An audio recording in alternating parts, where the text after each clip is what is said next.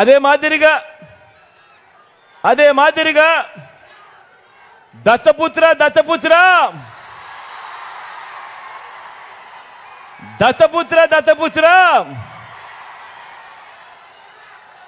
పెళ్లికి ముందు పవిత్రమైన హామీలిచ్చి పిల్లలను పుట్టించి పెళ్లి కాగానే 4 ఏళ్లకొకసారి 5 ఏళ్లకొకసారి కార్లు మార్చేసినట్టుగా భార్యలను వదిలేసి ఇప్పుడు నియోజకవర్గాల్ని కూడా అలవోకగా వదిలేస్తా ఉన్నావు. ఏం మనిషివయ్యా నువ్వు అని చెప్పి ఆయనను అడిగా. అందుకే దత్తపుత్రుల్లో కూడా ఈ మధ్య కాలంలో బీపీ బాగా కనిపిస్తూ ఉంటుంది. అయ్యా దత్తపుత్ర, ఒకసారి చేస్తే పొరపాటు,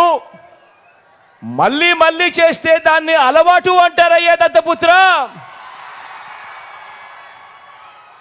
పవిత్రమైన సాంప్రదాయాన్ని నడి రోడ్డు మీదకి తీసుకురావడము, ఆడవాళ్ళ జీవితాలను చులకనగా చూపించడము ఘోరమైన తప్పు కాదా అని అడుగుతా ఉన్నాను.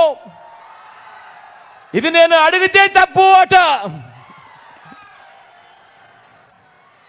నిన్ను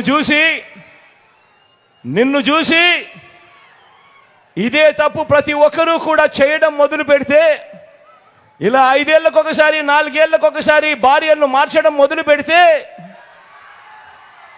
అక్క చెల్లెమ్మలు బ్రతుకులేం కావాలి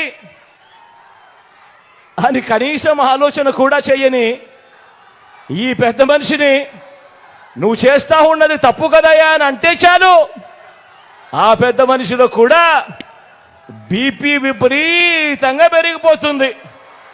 అధికారం పరమావధి కాదు, మార్పు పరమావధి. మీరు బాగుంటే నాకు చాలా ఆనందం. ఎవరన్నా సరే, ఇది నిన్న కూడా జగన్ మాట్లాడుతా భీమవరంలో నేను కూర్చొని మార్చేసుకున్నానంట. భీమవరం నుంచి మార్చానంట.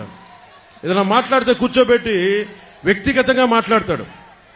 ఏ రోజున్నా సరే జగన్ గారి సతీమణిని నాకు అంటానికి ఎంతసేపు పడుద్ది?